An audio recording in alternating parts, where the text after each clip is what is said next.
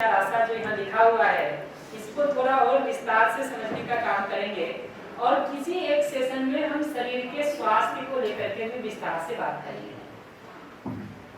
कल और परसों 2 दिन जो हम मुख्य रूप से समय लगाना चाहेंगे वो 2 मुद्दे पर लगाना चाहेंगे। एक तो संबंध में ये जो भाव है हमारा वो कैसे शुद्ध और स्थिर बना रह सके उस पर डिटेलिंग करने का काम करेंगे कि ये विश्वास का भाव, सम्मान का भाव, स्नेह का भाव, इन भावों को समझ करके कैसे हम अपने में स्थिर रखने का काम कर सकते हैं। एक तो हम उसको विस्तार करने का काम करेंगे। दूसरा, एक बार अगर अपना भाव ठीक हो जाए और दूसरे को सही की तरफ ध्यान दिलाने का भी काम करना हो तो उसको हम सटीकता से कैसे कर सकते हैं। तो ये दोनों मुद्दे पर हम बात करेंगे। विचार में समाधान की जगह पर भी बात करेंगे और भाव की जगह पर भी बात करेंगे। कल का सेशन हम प्रधानता से भाव के मुद्दे पर रहेंगे और परसों के सेशन में हम विचार में समाधान वाले मुद्दे को एक्सपेंड करने का काम करेंगे। जरूरत तो वो दोनों की दिखाई देती है। किसी भी परिस्थिति में अगर हमारा खुद का भाव बिगड़ जाता है तो हमारे दुखी होने की गारंटी है। ऐसे ही हम अपने भाव को ठीक रखने का लाख कोशिश करें लेकिन उस परिस्थिति में अगर दूसरा गलती कर रहा है तो वहां उसका सटीकता से ध्यान कैसे दिला सकेंगे। अगर इसका उपाय हमको नहीं पता चलता है तो समस्या ग्रस्त हम होने ही वाले। तो ये दोनों ही मुद्दे जरूरी है। स्वयं का ठीक होना, ठीक जीना भी जरूरी है। दूसरे का सही की तरफ ध्यान दिला पाना भी उतना ही जरूरी है। कैसे उस काम को हम कर सकते हैं उसको धीरे धीरे कल और परसों में हम विस्तार करने का काम करेंगे। अभी तो हम मुख्य रूप से इन मय की क्रियाओं को समझने का काम करना चाहते हैं और वो इसलिए करना चाह रहे हैं कि जो भी बाहर व्यवहार और कार्य हम करते हैं उसको करने का निर्णय पहले हमारे अंदर होता है। मैं अभी बोलता हूँ तो क्या बोलना है, कितने जोर से बोलना है, किस क्रम में बोलना है, ये निर्णय पहले हमारे अंदर होता है। मुंह से आवाज उसके बाद में। मैं यहाँ खड़े रह के बोलूंगा या इधर चल करके बोलूंगा, ये निर्णय पहले हमारे अंदर होता है, पैर उसके बाद चलता है। मैं पहले निर्णय लेता हूँ कि मुझे इस तरफ आना है, उस निर्णय के साथ फिर पैर के उठने और चलने का काम होता है। मैं अगर खड़ा होने का निर्णय लेके खड़ा रहूंगा तो पैर नहीं चल सकता। तो ये पहचानना जरूरी है कि अगर हम चाहते हैं कि हमारा व्यवहार ठीक हो, हमारा कार्य ठीक हो, तो इसको बाहर ठीक करने से काम शुरू करेंगे या अपने अंदर पहले ठीक करने का काम करेंगे। कि व्यवहार और कार्य जो हमको बाहर दिखाई देता है हमको ये समझ में आना जरूरी है कि ये हमारे अंदर की क्रिया का छाया मात्र है, इमेज मात्र है।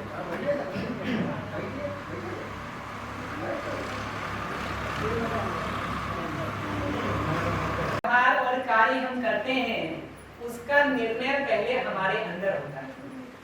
इसलिए अगर ठीक करना है बाहर को भी, हमको व्यवहार कार्य को भी ठीक करना है तो पहले अंदर ठीक होना जरूरी है। अंदर निर्णय होने में चूक होती रहे, गलती होती रहे, बाहर ठीक होने का काम कैसे होता है। अंदर अगर निर्णय लेने में चूक होती रहे, गलती होती रहे, बाहर ठीक होने का काम कैसे होगा। बाहर जो है ना वो हमारे अंदर की छाया मात्र है।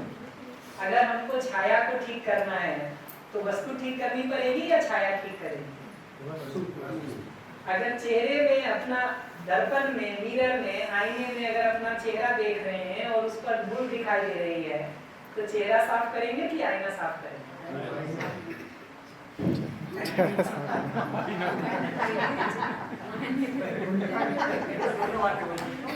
आईना साफ करेंगे ना तो पूरी जिंदगी साफ होने करने के बावजूद भी धूल नहीं हटेगा अगर धूल चेहरे पे लगी हुई है तो।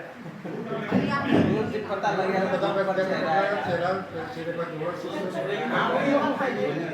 आपको बताना चाहिए धूल कहाँ पे लगी। बिल्कुल ठीक बात है, हमको बताना चाहिए था कि धूल कहाँ पे लगी है। यही डिजाइन जो आपके बोलने का है ना ये बताता है कि जब भी कोई समस्या होती है ना, हम उसका कारण दूसरे में पहचानते हैं।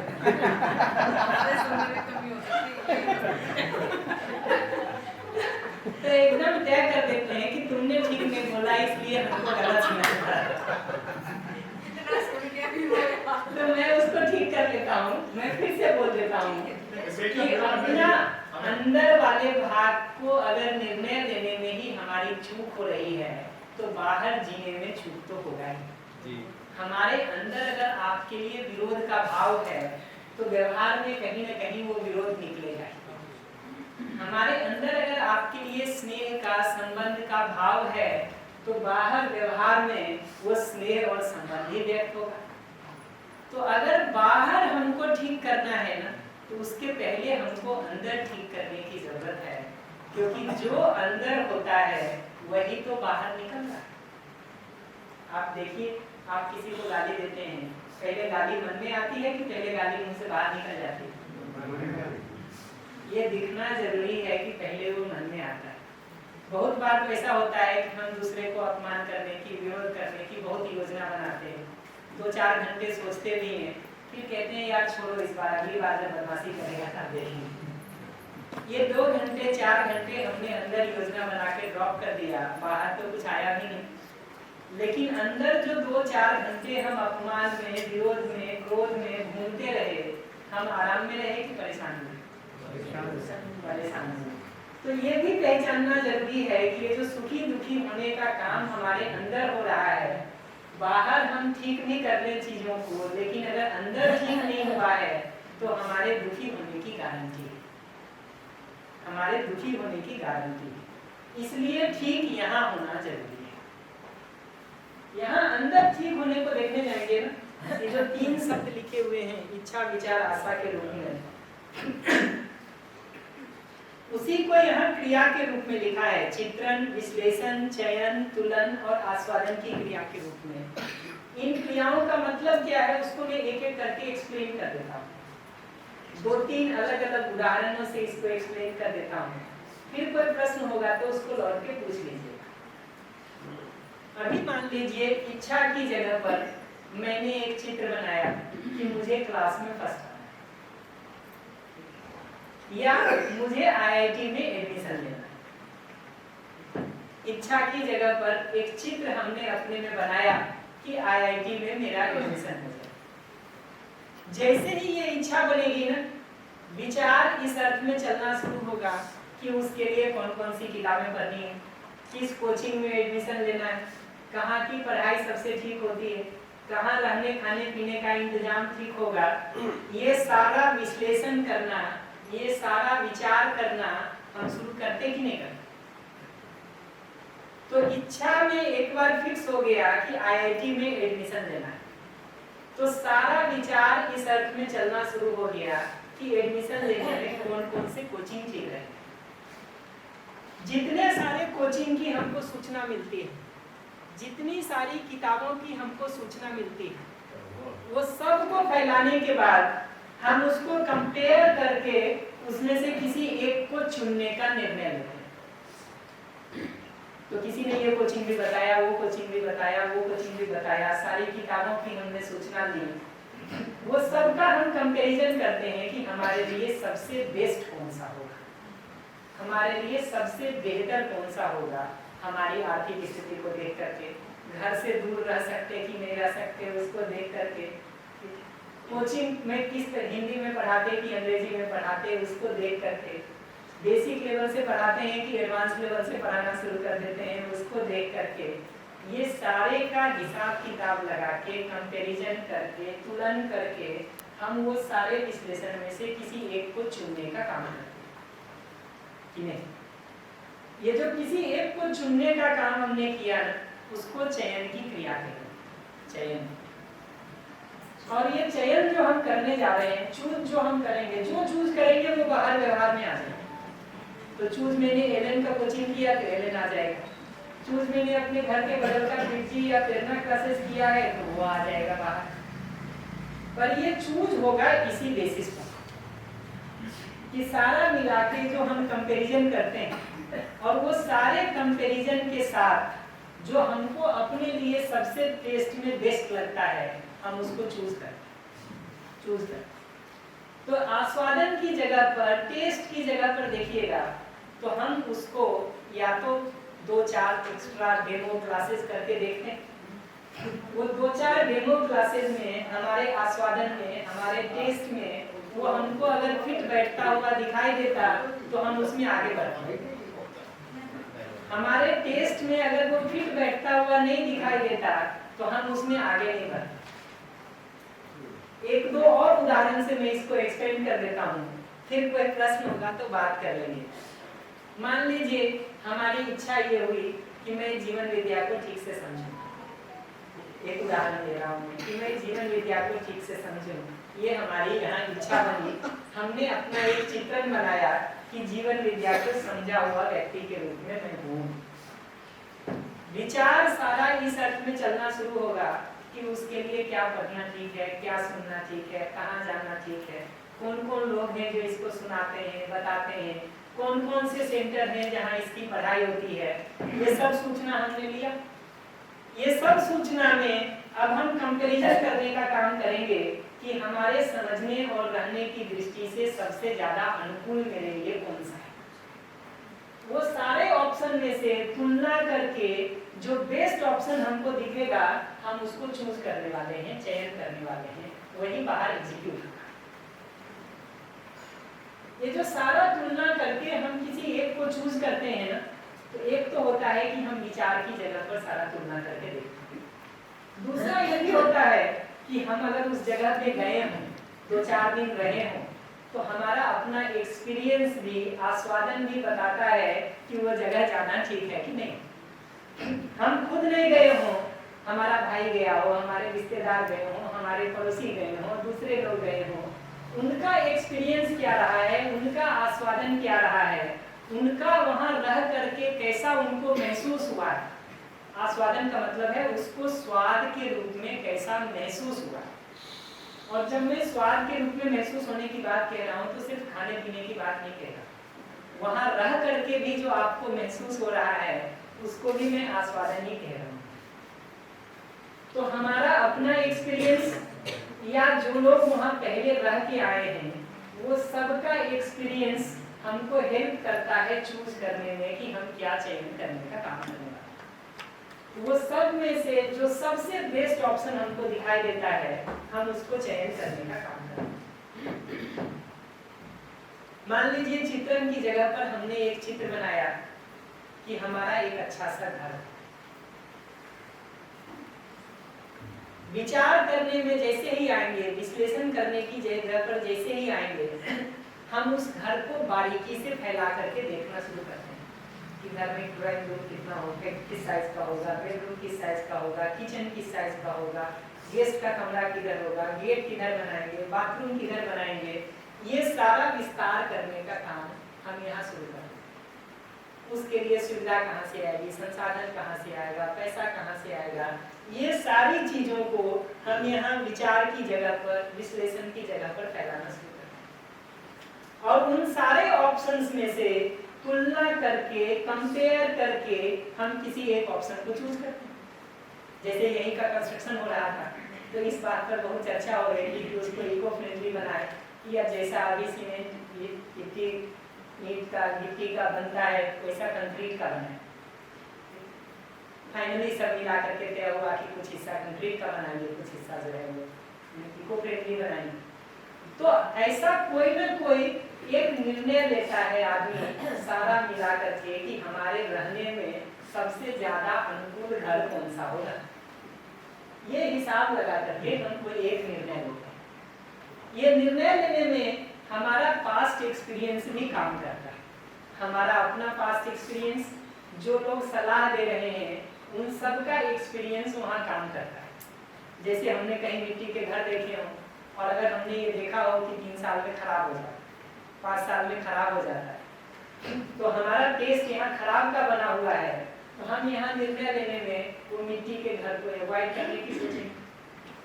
या हमने ये देखा है कि पानी पड़ने से मिट्टी खराब हो जाती है, तो हम यहाँ चयन करने में उन्हीं जगह पर मिट्टी का प्रयोग करेंगे जहाँ पानी नहीं पड़ता। जहाँ पानी भरने की संभावना होगी वहाँ हम उसका चयन नहीं करेंगे। ये तो ऊपर से होते आएंगे, चित्रण उसी तरह का होगा, फिर विश्लेषण उसी तरह का होगा, फिर तुलना उसी तरह का होगा। हाँ, उसमें होता यह है कि चित्रण की जगह पर तो एक बार सारी चीजें फैलती हैं, सारे ऑप्शंस हम लाते हैं। विश्लेषण की जगह पर भी एक बार के लिए तो सारा ऑप्शन आता है। तुलन और आस्वादन के आधार पर उसमें से किसको किया जाए किसको नहीं किया जाए ये तय होना शुरू होता है। तो यहाँ पर तो इच्छा की जगह पर देखेंगे तो एक मोटी इच्छा बनती है कि घर हो, एक मोटी इच्छा बनती है कि आईआईटी में एडमिशन हो, एक मोटी इच्छा बनती है कि हम जीवन विद्या को समझ लें। लेकिन उस घर का जब विस्तार करने जाते हैं, उससे संदर्भित सारी सूचनाओं को इकट्ठा करने जाते हैं, सारा डिटेलिंग करने जाते हैं, तब उस डिटेल में से किसको हम आगे बढ़ाएंगे ये डिपेंड करता है हमारे तुलन पर और हमारे पास्ट एक्सपीरियंस पर। छोटी से छोटी चीजों में भी देखेंगे ना तो ये लागू होता है। हमारी मिठाई खाने की इच्छा हो जाए हो ही जाती, तो यहाँ मिठाई खाने की इच्छा हो गई ना तो विचार में वो फैलना शुरू होगा कि कौन सी मिठाई खाएं और कैसे अनुकूलता पूर्वक उसको हम खा सकते। तो तुलन करने में हम उसमें से उस मिठाई को चूज करते हैं जो हमको खाना है। सारी परिस्थिति देखेंगे, यहाँ रहते हुए क्या मिल सकता है, पैसे हमारे पास कितने हैं, उतनी दूर अभी हम जा सकते कि नहीं जा सकते, ये सारा हिसाब किताब लगा के कंपैरिजन करके हम उसमें से किसी एक को चुनने का काम करते हैं। जिसको भी हम चुनेंगे ना उसमें हमारा पास्ट एक्सपीरियंस काम करता है। अगर आपने पिछली बार किसी मिठाई की दुकान पर गए और उसकी मिठाई आपको पसंद नहीं आई तो इस बार आप बाकी किसी भी दुकान का चयन करेंगे, उस दुकान का तो नहीं करेंगे। अगर आपने पिछली बार उस दुकान को चुना और उसकी मिठाई आपको पसंद आई तो ये सारा विश्लेषण और तुलना एकदम फास्ट होकर के निर्णय निकल जाएगा कि चलो उस दुकान से मिठाई लाके खा लो, क्योंकि आस्वादन की जगह पर वो स्वाद हमको अच्छा लगा है और बैठा हुआ है अपने अंदर।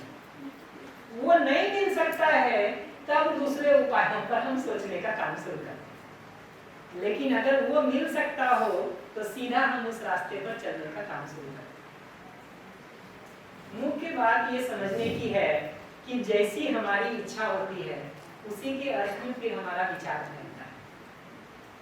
इच्छा में अगर एक बार चलेगा कि आप हमारे घर आएंगे तो सम्मान को हम कैसे व्यक्त करें, तो हो सकता है ऑप्शन में ये दिखाई दे कि नमस्ते करेंगे, हो सकता है ऑप्शन में ये दिखाई दे कि आपको बुके देंगे, हो सकता है ऑप्शन में ये दिखाई दे कि आपको हम कोई गिफ्ट देंगे, हो सकता है ऑप्शन में ये दिखाई दे कि हम पैर छू के आपको प्रणाम करेंगे, हो सकता है ऑप्शन में हमको ये दिखाई दे कि आपकी पसंद का खाना खिलाएंगे। ऐसा दसियों चीजें यहाँ ऑप्शन में फैलेंगी। वो सारे में से तुलना करके और अपने पास्ट एक्सपीरियंस के आधार पर हम उसमें से किसी एक को चूज करने वाले, किसी एक का चयन करने वाले, और जिस एक का हम चयन करेंगे वो बाहर एग्जीक्यूट हो जाएगा, बाहर एग्जीक्यूट हो जाएगा, बाहर उसका क्रियान्वयन हो जाएगा, वो लागू हो जाएगा। ये बात पकड़ में आती कि नीचे जितना कुछ भी हम कर रहे हैं वो सब का निर्णय हमारे अंदर होता है, अंदर होता है। एक बार यहाँ इच्छा की जगह पर हमारा भाव अगर विरोध का हो गया, द्वेष का हो गया, घृणा का हो गया, बदला लेने का हो गया, तो सारा विचार इस अर्थ में चलेगा कि अपमान कैसे ठीक से करना। अगर यहाँ इच्छा में अपमान करने की इच्छा हो गई तो सारा विचार इस बात का चलेगा कि अपमान कैसे हम करें ठीक से आपका, और उन सारे तरीकों में से जो बेस्ट तरीका हमको लगेगा आपको अपमानित करने का, उसी तरीके को हम चूज करने वाले हैं, उसी तरीके को हम चूज करने वाले हैं और उसी को आगे एग्जीक्यूट करना है। से शुरू करेंगे या विचार और विश्लेषण से शुरू करेंगे या आशा और चयन से शुरू करेंगे? जी, चित्रण से शुरू करना ठीक है, क्योंकि बीज यहाँ दिखाई दे रहा है, बीज यहाँ दिखाई दे रहा है। जो बीज आगे फैल करके वृक्ष के रूप में बन रहा है, अगर हमको उसको ठीक करना है तो हमको उसका बीज पहचान के पहले उसको ही ठीक करने की जरूरत है। बीज अगर हमने गलत बो दिया, अब वो फैल करके जितना भी बनेगा गलत ही तो बनेगा। ये जो बीज बो रहे हैं हम इच्छा की जगह पर, चित्रण की जगह पर, चित्र बनाने की जगह पर, जो इमेज ही हम बना रहे हैं, जहां से हम चीजों को शुरू कर रहे हैं, उस बीज को पहचानने की जरूरत है। तो चित्रण की क्रिया का नाम ही इच्छा है। इच्छा का मतलब है हम अपने अंदर उस वस्तु का कोई एक चित्र अपने में बनाते हैं। तो आईआईटी में होने की इच्छा होने का मतलब है मैं एक चित्र बनाता हूँ कि मैं आईआईटी में पढ़ता हुआ व्यक्ति हूँ। एक घर का चित्र बनाने का मतलब है, इच्छा करने का मतलब है कि मैं एक चित्र बनाता हूँ कि मैं एक घर वाला व्यक्ति हूँ। तो इच्छा की जगह पर जो चित्र बनाने का काम हम करते हैं, विचार की जगह पर हम उसको एनालाइज करने का, विश्लेषण करने का, फैलाने का काम करते हैं। और सारे फैलाने में से किसी एक को चुनने का, चयन करने का काम हम करते हैं तुलन और आस्वादन के आधार पर। तो अगर इस प्रक्रिया को हमको अपने अंदर ठीक करना है तो उसके लिए इच्छा का ठीक होना सबसे जरूरी है। इच्छा एक बार ठीक होगी तो विचार और आशा के भी ठीक होने की संभावना है। बीज एक बार ठीक होगा तो आगे वृक्ष के, फल के ठीक होने की संभावना है। बीज ही एक बार खराब हो गया तो खाद पानी कितना भी दीजिए, निष्कर्ष कुछ ज्यादा नहीं मिलेगा। तो प्रश्न बनता है कि ये इच्छा हमारी बनती कहाँ से, इच्छा हमारे अंदर आती कहाँ से। उसको अगर देखेंगे ना तो तीन सामान्य सोर्स दिखते हैं उसके, तीन सामान्य स्रोत दिखते हैं उसके। एक स्रोत दिखता है सेंसेशन के रूप में, संवेदना के रूप में। और इसका मतलब क्या है यहाँ पर उसको मैं एक्सप्लेन कर देता हूँ, क्योंकि संवेदना शब्द को हम अलग अलग तरह से प्रयोग करते रहते हैं। यहाँ पर संवेदना या सेंसेशन का मतलब है ये जो पांच इंद्रिय है हमारी, जिसको हम ज्ञानेंद्रिय कहते हैं, आँख का, कान का, नाक का, जीभ का, त्वचा का, इन पांचों इंद्रियों से, आँख से देखने की जगह पर, कान से सुनने की जगह पर, नाक से सूंघने की जगह पर, जीभ से स्वाद की जगह पर और त्वचा से स्पर्श की जगह पर, इन पांचों जगहों पर जो हमको अनुकूल दिखाई देता है उसको पाने की हम इच्छा बना लेते हैं। जो हमको संवेदना तो हमारा स्किन भी है जी, स्किन है ना, उसी को त्वचा कहते हैं हिंदी में, उसी को त्वचा कहते हैं। आँख, कान, नाक, जीभ और त्वचा, स्किन, पांचों सेंसेस से हमको जो बाहर से कुछ सूचना मिलती है वो हमको अच्छा लगता है तो हम उसको पाने की इच्छा बना लेते हैं। बुरा लगता है तो हम उससे दूर भागने की इच्छा बना लेते हैं। तो जो मिठाई हमको खाने में अच्छी लगी, संवेदना जिसकी अच्छी लगी, उसको आगे भी खाने की, बार बार पाने की हमारी इच्छा बन जाती है। और जो हमने एक बार ट्राई किया, हमको खराब लग गया तो उसको नहीं पाना है, ऐसी हमारी इच्छा बन। संवेदना आस्वाद नहीं भी हो गया। वही संवेदना को बेसिकली संवेदनाओं का ही हम स्वाद लेते हैं, संवेदनाओं का ही हमारे अंदर आस्वादन होता है, उसी का हम स्वाद लेते हैं। तो संवेदना का मतलब है आँख से आने वाली सूचना, कान से आने वाली सूचना, जीभ से आने वाली सूचना, नाक से आने वाली सूचना, त्वचा से आने वाली सूचना, उन सूचनाओं को हम यहाँ संवेदना कहते हैं। आस्वादन का मतलब है वो आने वाली सूचना का हम स्वाद लेते हैं तो हमको अच्छा लगता है या बुरा लगता है। अच्छा लगता है तो उसको बार बार पाने की इच्छा बनती है, बुरा लगता है तो उससे दूर होने की इच्छा बनती है। सामान्य जिंदगी में देखेंगे तो ये हमारा दिखाई देता रहता है। बहुत सारी चीजों की इच्छा हमारी ऐसे ही बन जाती है। हम किसी के घर गए, वहाँ का रखा हुआ सोफा हमको बहुत अच्छा लग गया देखने में, तो हमारी इच्छा बन जाती है कि अपने घर में भी हम वो सोफा खरीदें। हमने किसी के घर में गए और वहाँ लगा हुआ पर्दा देखा, उस पर्दे का रंग हमको बहुत अच्छा लग गया, कलर हमको अच्छा लग गया, उसका टेक्सचर बनावट हमको अच्छा लग गया, तो हम सोचते हैं अपने घर में भी वो पर्दा बनना है। तो ये जो हमारी इच्छा बन रही है ये संवेदना के आधार पर बन रही है। फिर ये तो competition या- जी जी, बाहर का स्टिमुलस उसका कारण का है। इन्वॉल्वमेंट या अंदर का इन्वॉल्वमेंट जी। जी। हो सकता है। जी, तो अभी जब हम संवेदना की बात कर रहे हैं तो कहीं ना कहीं ये पांचों सेंसेस बाहर की किसी वस्तु के संपर्क में आता है, तभी हमारे अंदर वो संवेदना पहली बार पैदा होती है। फिर उसको बार बार पाने की इच्छा तो हमारे अंदर हो सकती है, लेकिन आम हमने पहली बार खाया तो उसका जीभ से संपर्क होने से ही उसके स्वाद का हमको पता चलता है। आम का संपर्क अगर जीभ से नहीं हो तो हमको स्वाद का पता नहीं चलता।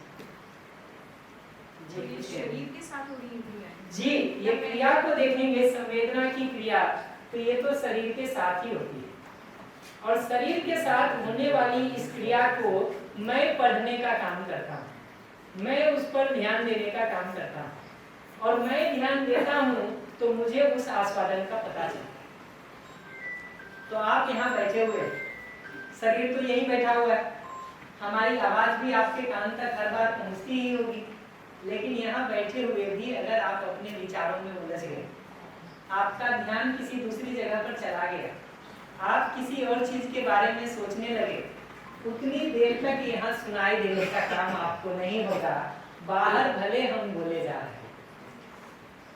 तो बाहर की घटना को हम जब ध्यान देते हैं उस पर, तभी हमको पता चलता है।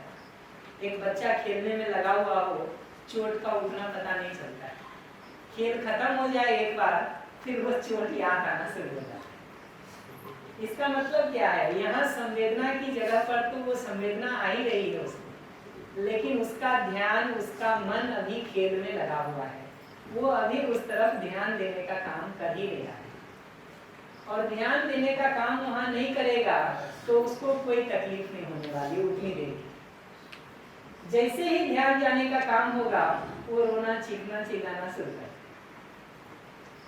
तो एक जगह दिखाई देती है, हमारी इच्छा बनती कैसे है उसका एक जगह दिखाई देता है कि संवेदना में जो हमको अनुकूल लगता है उसको पाने का, और जो प्रतिकूल लगता है उससे दूर जाने की हमारी इच्छा बन जाती है। जो फेवरेबल सेंसेशन हमको दिखाई देता है उसको बार बार पाने का, जो अनफेवरेबल सेंसेशन हमको दिखाई देता है उससे बार बार दूर रहने का, और एक रिएक्शन होता है जी, एक प्रतिक्रिया होती है, वो टेंडेंसी हमारी बन जाती है।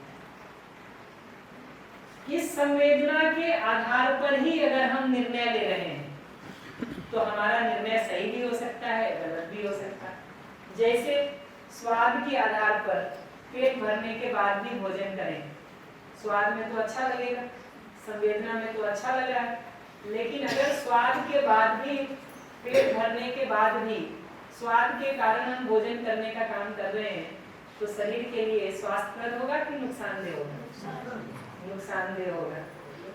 तो ये दिखता है कि सिर्फ संवेदना के आधार पर अगर हम निर्णय लेने का काम कर रहे हैं, इसी में अच्छा बुरा लगने के आधार पर निर्णय लेने का काम कर रहे हैं, तो हम श्योर नहीं हो सकते कि निर्णय ठीक है कि गलत है। आपको किसी का कपड़ा का रंग देख करके अच्छा लग गया, इस आधार पर हमने सोचा कि वो कपड़ा खरीद लें, खरीद करके ले आए घर में। अगर अपने शरीर की आवश्यकता को पहचानने का काम हमने नहीं किया है, सिर्फ आपके कपड़े का रंग हमको अच्छा लग गया इसलिए हमको घर में कपड़ा होना चाहिए, हमको गाड़ी की जरूरत है कि नहीं इसको हिसाब लगाने का, ध्यान देने का काम हमने नहीं किया है। सिर्फ बाहर रोड पर आपकी चमचमाती गाड़ी हमने देखी और उसके रंग से, उसके स्पीड से प्रभावित होकर के हमने उसको खरीदने का निर्णय ले लिया, तो ये निर्णय हमारा ठीक होगा कि गलत होगा? गलत होगा। तो ये दिखना जरूरी है कि संवेदना के आधार पर अगर हम निर्णय ले रहे हैं तो वो ठीक भी हो सकता है, वो गलत भी हो सकता है, उसके ठीक होने की गारंटी नहीं, गारंटी नहीं। इसी तरह से बहुत सारी इच्छाओं को देखेंगे जो आज के दिन हमारे अंदर बनती है, वो समाज में चल रही मान्यताओं के आधार पर बन जाती है। जैसे हमको इंजीनियर बनना है या अपने बेटे को इंजीनियर बनाना है, ये इच्छा कहाँ से आती है?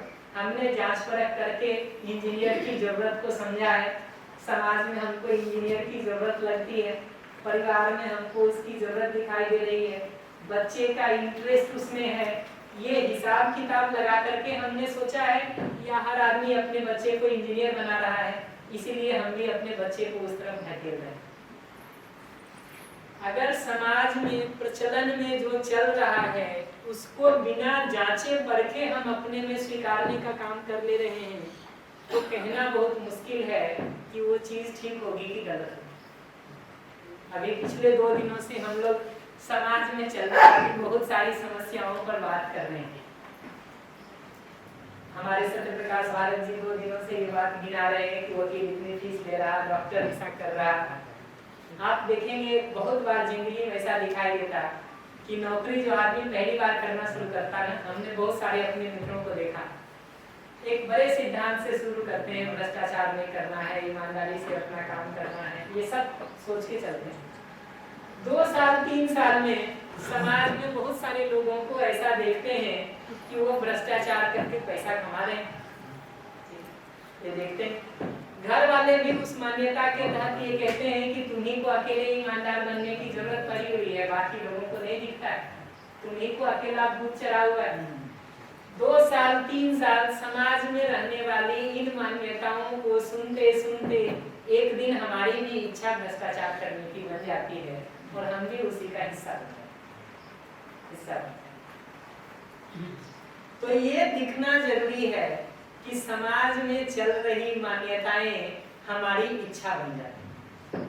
हम दुकान में जाते हैं, खाने के लिए ऑर्डर देते हैं, ये पिज्जा दे दो, ये बर्गर दे दो, ये कोल्ड ड्रिंक दे दो, ये पिज्जा खाने की इच्छा, बर्गर खाने की इच्छा, कोल्ड ड्रिंक खाने की पीने की इच्छा आप ज्यादातर समय देखेंगे तो 2 में से एक जगह से आती है। कई बार वो मान्यता से आती है कि हर आदमी वैसा कर रहा है इसलिए हमको भी करना है, या उसका स्वाद हमको अच्छा लगता है इसलिए वो हमारे अंदर आ जाता है। इतना पैसा एडवर्टीजमेंट में बड़े बड़े एक्टर को, एक्ट्रेस को, हीरो को, हीरोइन को, प्लेयर्स को दिया जाता, वो इसीलिए दिया जाता कि उन व्यक्ति को दिखा करके आपके साथ कुछ और चीजों को बेचा जा सके। कि जब हम उस व्यक्ति को देखते हैं, उस हीरो को, उस हीरोइन को, उस एक्टर को, उस क्रिकेट के खिलाड़ी को जो हमारा फेवरेट है, उसको हम जब देखना शुरू करते हैं ना, तो हमारी इच्छा, हमारा विचार उसके साथ खो जाता है, बहना शुरू हो जाता है। उसके पीछे से जो है ना, एडवर्टीजमेंट कंपनी वाले एक एडवर्टीजमेंट लगा देते, हम उस विचारों में खोए हुए कब उस एडवर्टीजमेंट के प्रभाव में आ जाते हैं और कब वो हमारी इच्छा बन जाती है, हमको खुद भी पता नहीं चलता, खुद भी पता नहीं चलता। बाजार में चलने वाले फैशन के नाम पे 10 लोग जिस काम को कर रहे हैं उसको देख करके कब वो हमारी इच्छा बन जाती है, हमको पता भी नहीं चलता। तो प्रचलन में जो चीजें चल रही होती हैं, जाने अनजाने वो हमारी इच्छा का हिस्सा बन जाता है। आप आज के दिन देखेंगे ना, लोगों का बाल कटने का तरीका, लोगों का कपड़े पहनने का तरीका, लोगों के जूते चप्पल कैसे होंगे, उसके डिजाइन, ये सब ज्यादातर समय समाज से, मीडिया से, एडवर्टीजमेंट से, मान्यताओं से इन्फ्लुएंस होते हुए दिखाई देता है। जैसा प्रचलन में दिखाई देता है, जैसी मान्यता समाज में चल रही होती है, जो मीडिया के द्वारा, टेलीविजन के द्वारा, एडवर्टीजमेंट के द्वारा परोसा जाता है, 10 बार उसको देखते देखते, सुनते सुनते कब हमारा भी कोई इच्छा बन जाता है, हमको पता नहीं चलता, पता नहीं चलता। मेंटल अफेक्ट हो जाता, मेंटल अफेक्ट हो जाता है, एनवायरमेंट होगा ही। इन्वायरमेंटल इफेक्ट है, वातावरण का प्रभाव, कि उस वातावरण के प्रभाव के प्रति अगर हम सजग नहीं हैं, तो हमारा जो मानस है ना, मन है, ये एक डस्टबिन की तरह हो जाता है, जिसको जो जी में आता है वो डालता है, और हम भी वो सब कचरा उठा करके अपने अंदर इकट्ठा कर लेते। अगर बिना जांचे परखे मान्यताओं को हम अपने अंदर इकट्ठा करने का काम करते हैं ना, तो इतनी अंतर विरोधी मान्यताएं इकट्ठा हो जाती हैं जिसका हिसाब भी नहीं रहता। तो एक मान्यता ये बनी रहती है कि अपने मित्रों के साथ, भाई बहन के साथ, संबंधियों के साथ स्नेह पूर्वक जीना है। एक दूसरी मान्यता ये भी बन जाती है कि हमको इन लोगों से आगे रहना है, कंपटीशन में बेहतर रहना है ताकि हमारा सम्मान बना रहे। ये दोनों मान्यता हमारे अंदर बैठी रहती है। एक दूसरे के साथ सम्मान और स्नेह पूर्वक जीने की भी मान्यता बनी रहती है, और तुलना की प्रवृत्ति से दूसरों को पीछे छोड़ देना है हमको, ये मान्यता भी बनी रहती है। अगर बिना जांचे परखे मान्यताओं को हम अपने अंदर इकट्ठा करने का काम कर रहे हैं, तो यहाँ इतनी अंतर विरोधी उलझी हुई मान्यताएं बन जाती हैं कि वो अपने आप में ही हमको दुखी करने के लिए पर्याप्त है।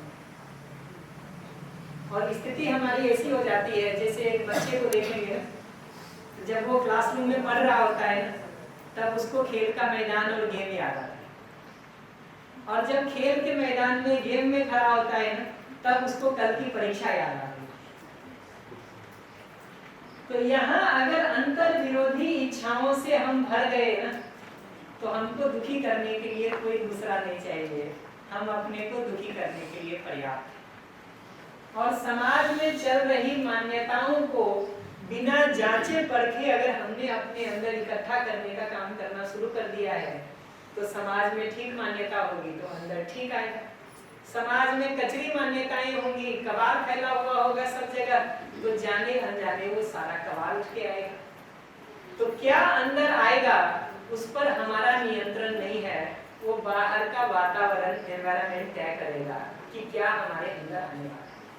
और अगर बाहर ज्यादा खराब है तो अंदर ज्यादा खराब ही आने वाला है, अच्छा तो आएगा। और इतना इन मान्यताओं के आधार पर हम चीजों को धीरे धीरे बैठाते जाते हैं ना। मैं बार बार कहता हूँ, अच्छे से अच्छे इंजीनियरिंग कॉलेज में भी देखिएगा ना, आजकल क्या रेशियो है देखना चाहिए।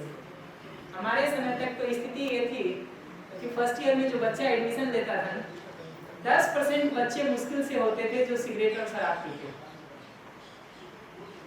फोर्थ ईयर के बाद निकलते समय तक 4 साल में 10 से 20% बच्चे मुश्किल से बचते हैं जो सिगरेट और शराब नहीं पीते। तो ये 10% से बढ़ करके जो 80 और 90% पर चला गया, वो ये वातावरण का प्रभाव। ऐसा है जी, ऐसा है, करके देखिए ना, सर्वे पता चल जाएगा।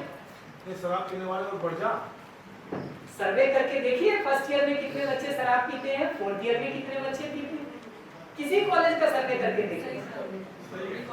खुला आमंत्रण है। की बात कर रहे हैं, ऐसा क्यों होता है?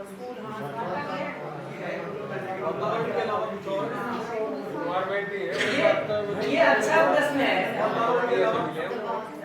कभी सर्वे करके देखिए ना, किसी भी जगह का आपका बच्चा पढ़ रहा होगा, उसी से पूछ के देख लीजिए। आपके बच्चे का मित्र पढ़ रहा होगा, उसी से पूछ के देख लीजिए, पता चल जाएगा क्या स्थिति है। सिर्फ वातावरण की वजह से ऐसा है कि वही अगर इसको पलट के देखेंगे ना, तो ज्यादातर समय तो जिसको हम पीयर प्रेशर कहते हैं, जिसको हम वातावरण का दबाव कहते हैं ना, वहां से शुरू होता है। आप फर्स्ट ईयर में देखेंगे तो सीनियर का पॉपुलर डायलॉग होता है, शराब पीने में बुरा क्या है, सिगरेट पीने में बुरा क्या है। आप उनको कहिए कि हमको ठीक नहीं लगता है, तो कहेगा बिना पिए तुमको कैसे पता चल गया कि ठीक तो नहीं होता है। और चिढ़ाना होता है तो कहते हैं पार्टियों में जब बैठते ना, हमारी तो पार्टियों में शराब सर्व की जाती जी, बाकी तो आप छोड़िए। पीएचडी थीसिस की जो पार्टियां होती है ना, बहुत सारी पार्टियों में ही शराब सर्व किया जाता है, कूपन बाकायदा बांटे जाते हैं शराब पीने की। अब किसी जी आप पर हुआ उनका असर?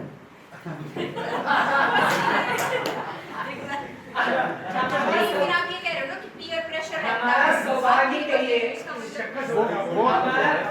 सर वो असर होता तो आप यहाँ नहीं होते। हमारा सौभाग्य कहिए या दुर्भाग्य कहिए, हम जीवन विद्या में उससे पहले जुड़ गए। तो हमको 10 सवाल पूछना आ गया था तब तक कि दूसरों से सवाल कैसे पूछें।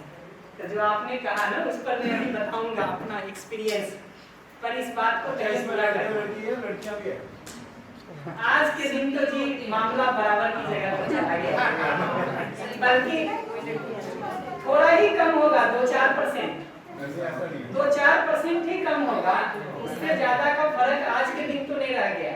खास करके जितने अच्छे और बड़े कॉलेजेस होंगे ना बड़े शहरों के, वहाँ एकदम बराबर रोड रोलर दिखाई देगा। ज्यादा है वो लड़कियों में और ज्यादा यूनिवर्सिटियों में। नहीं, जो आप भोगे हुए हैं वो ज्यादा ठीक बताएंगे। उसी पर आ रहा हूँ, उस पे देखिएगा ना तो 99% टाइम तो मान्यता का प्रभाव है, क्योंकि पहली बार जो सिगरेट पीता है ना उसको पी करके कोई उसका धुआं बहुत अच्छा नहीं लगता। पहली बार जो शराब पीता है ना उसको कोई उसका स्वाद अच्छा नहीं लगता। पिज्जा बर्गर जैसा नहीं है कि अच्छा लग जाए टेस्ट। सिगरेट और शराब का स्वाद किसी को पहली बार अच्छा नहीं लगता, वो तो धीरे धीरे 2-4, 10, 5, 20 बार पी करके आदत बन जाती है हमारी, तो वो चल जाती है। वो हमारे यहाँ मुल्ला नसरुद्दीन की कहानी सुनाते रहते हैं हर बार, वो सुना देता हूँ मैं आपको कि मुल्ला नसरुद्दीन की पत्नी उसको बार बार कह रही थी कि शराब पीना छोड़ दो, शराब पीना छोड़ दो, वो छोड़ नहीं रहा था। तो एक दिन उसकी पत्नी ने कहा कि देखो अब तुम शराब नहीं पीना छोड़ोगे ना तो मैं भी तुम्हारे साथ पीऊंगी। बड़ी समझाया मुल्ला नसरुद्दीन ने, वो मानी नहीं। तो एक दिन जब वो ऑफिस से आ रहे थे मुल्ला नसरुद्दीन लौट के, तो जहाँ शराब खाना होगा वहाँ देखे जा करके तो पहले से उनकी पत्नी टेबल पे बैठी हुई। बहुत इन्होंने हाथ पैर जोड़ा कि छोड़ दो यार तुम मत करो, इस चक्कर में बोली नहीं। ऑर्डर दिया 2 गिलास शराब लाओ। उसकी पत्नी ने ऑर्डर दिया 2 लाओ, एक उनके लिए एक हमारे लिए लाए। उसकी पत्नी ने जैसे ही उठा के पिया मुंह में, वो कड़वी घूंट लगी तो बाहर जाके फेंक आई और बोली मुल्ला तुम कैसे ये शराब पी लेते हो इतनी कड़वी। तो उसने कहा तुमको क्या लगता है मैं यहाँ आके मौज किया करता। तो दूसरा कारण आप पूछेंगे ना, तो दूसरा कारण बहुत बार ये होता है कि जिंदगी में अलग अलग तरह के जो दुख होती हैं, जो परेशानियां होती हैं, जो फ्रस्ट्रेशन होता है, जो पीड़ाएं होती हैं, उसको भुलाने का उपाय लगता है वो सिगरेट और शराब। जो जिंदगी में अलग अलग जगह की दुख हैं, परेशानियां हैं, पीड़ाएं हैं, और n नंबर की पीड़ाएं होती रहती हैं जी, लिस्ट पर मैं नहीं जाता हूँ। दूर हो जाता है जी दूर हो जाता है। दूर होने से ज्यादा ये होता है कि थोड़ी देर के लिए हम भूल जाते हैं। सर एक चीज़ और पूछनी है मुझे, मैं 90% वेडिंग शूट करता हूँ। एक मिनट दीजिए। इतना ही होता है उसमें कि थोड़ी देर के लिए हम उसको भूल जाते हैं। तो दूसरा कारण जो होता है ना वो 90% में जाने का, वो कारण है कि अनेक प्रकार के दुखों को भुलाने का वो उपाय लगता है। और जाने अनजाने जो पहले से सिगरेट और शराब में फंसे होते हैं ना, वो बाद में आपको सिगरेट और शराब पीने देंगे कि नहीं ये तो मैं नहीं कह सकता हूँ, लेकिन शुरुआती 2-4 दिन आपको पार्टी आराम से दे देंगे, ये मैं जरूर कह सकता हूँ। तो बड़े वेलकमिंग लोग होते हैं अपनी पार्टी में लोगों को बुलाने के लिए। जी सर मैंने 90% घर वाली वेडिंग शूट करता हूँ मैं, ठीक है। उसमें मुझे एक चीज़ दिखा है कि लोग अपने खुशी के लिए भी दारू पी रहे हैं।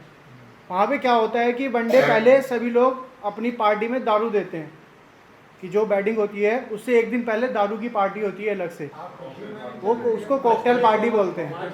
तो सर उसमें कॉमन हो गया है कि एक वेडिंग में होना ही होना है, कि मैं जितने भी अभी तक वेडिंग शूट की है कि 99% ऐसी हैं कि उसमें लोग दारू पिलाते ही पिलाते हैं। है ना, आजकल ये कॉमन हो गया, कॉमन हो गया। शादियों में एक स्टॉल शराब की लगती है। ये जो देख रहे हैं ना, वही तुलना हो गई। यही बुक करके देखिएगा ना, तो वातावरण का प्रभाव इसी को कहते हैं। किसी समय ऐसा माना जाता था कि शराब पीना है तो वहाँ दूर जाके पियो, गांव से बाहर। आजकल शादियों में एक स्टॉल लगाते हैं। आज ये हो गया है कि वो स्टॉल में अगर शराब नहीं है तो मित्र कहते हैं कैसी शादी कर रहे हो, इसमें क्या रस बच गया। सर खाना भी नहीं खाते उसमें लोग, है ना, खाना भी नहीं खाते, ऐसे ही चले जाते हैं और ऐसे ही रहता है बस। संगीत जो अल्कोहल नहीं पीते हैं ना उनको तो पार्टी भी नहीं बुलाते।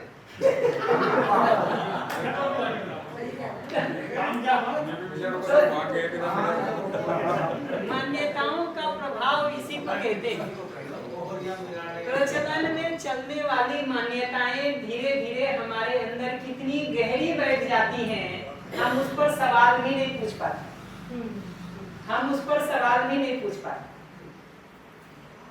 वो ऐसा लगता है जैसे जिंदगी का हिस्सा ही हो गया हो हमारा। हमको रुक करके बार बार ये देखने की जरूरत है कि ये मान्यताओं के आधार पर कहीं हम अपने जीने सोचने को तो नहीं बनाना। एक तीसरा आधार है चीजों के जांच परख करने का, जिसको हम कह रहे हैं कि अपनी सहज स्वीकृति के आधार पर जांच परख करके देखें, जिसको पिछले दिन हम लोगों ने बात किया था 2 भाग में कि अपने से पूछ के देखें कि वो हमको सहज स्वीकार है कि नहीं। उससे हम पूछ करके देखें कि वैसा व्यवहार करने से हमको भी सुख और अगले को भी सुख मिलेगा कि नहीं, वैसा कार्य करने से हमको भी समृद्धि और अगले की समृद्धि होगी कि नहीं। तो अगर हमको कोई सिगरेट और शराब पीने को कहता ना, तो हम उससे बहुत आसानी से रुक के ये बात को पूछ पाते हैं अपने से कि वो सिगरेट और शराब पी के हमारा शरीर स्वस्थ होगा कि बीमार, हमारे शरीर की समृद्धि होगी कि शरीर का नुकसान होगा। ये सिंपल सवाल उन्होंने कहा ना सिगरेट या शराब पीने के लिए, मैंने सिंपल एक ही सवाल पूछा उससे कि ये बताओ कि जब इसको छोड़ना चाहेंगे किसी भी कारण से, कल को फेफड़ा खराब हो जाए, मुंह का कैंसर हो जाए, लंग्स खराब हो जाए, लीवर खराब हो जाए, उस दिन अगर हम ये सिगरेट और शराब छोड़ना चाहेंगे तो छोड़ सकते हैं कि नहीं छोड़ सकते? जो ईमानदारी से उत्तर देता है वो कहता है नहीं छोड़ पाओगे, क्योंकि आदत बन गई है तो छोड़ना इतना आसान नहीं है। मैं ये सहमत नहीं हूं जी, अगर आपकी विल पावर स्ट्रांग होगी सब कुछ कर सकते हैं, और विल पावर कमजोर होगी तो नहीं कर सकते। अगर विल पावर इतना ही स्ट्रांग है, हम गड्ढे में गिरे ही क्यों पहले? अगर इतना ही स्ट्रांग विल पावर है तो हम गड्ढे में गिरे ही क्यों पहले ही जगह पर? लेकिन बहुत से ये पहले बहुत चीजें थे लेकिन बाद में छोड़ दी। छोड़ नहीं सकते हैं ये तो मैं बिल्कुल नहीं कहूँगा। हर चीज चक्कर देखनी चाहिए। वही अभी आता हूँ ना आपके बात पर, हर चीज चख के देखना है तो जहर भी चख के देख लीजिए। बाहर नाली में जो पानी बह रहा होगा उसको भी चख के देख लीजिए। हमारी कौन सी मनाही है जी?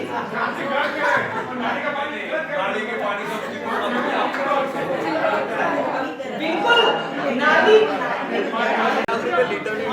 भैया कह रहे हैं नाली के पानी से उसकी तुलना थोड़ी कर सकते हैं।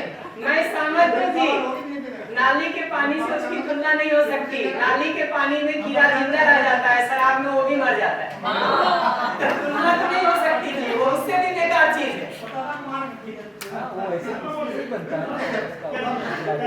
हमको रुक करके ये देखने की जरूरत है।